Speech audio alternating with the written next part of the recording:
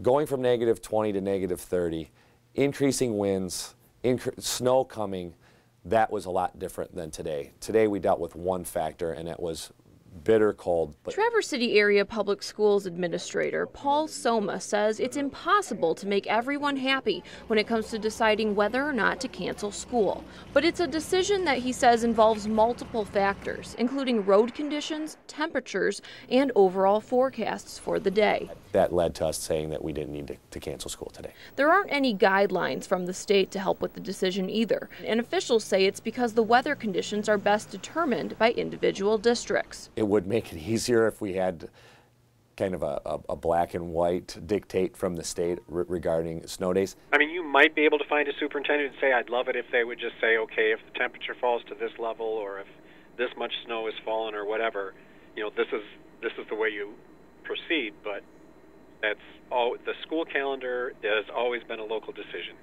Petoskey Public Schools has similar guidelines to Traverse City when it comes to deciding whether or not to cancel school. And they too agree that some state guidelines might be helpful. It could be helpful possibly if there was a number that said, you know, wind chills were advancing to this degree, this temperature, shall we say, then maybe all schools should close, or it's mandated that they do close.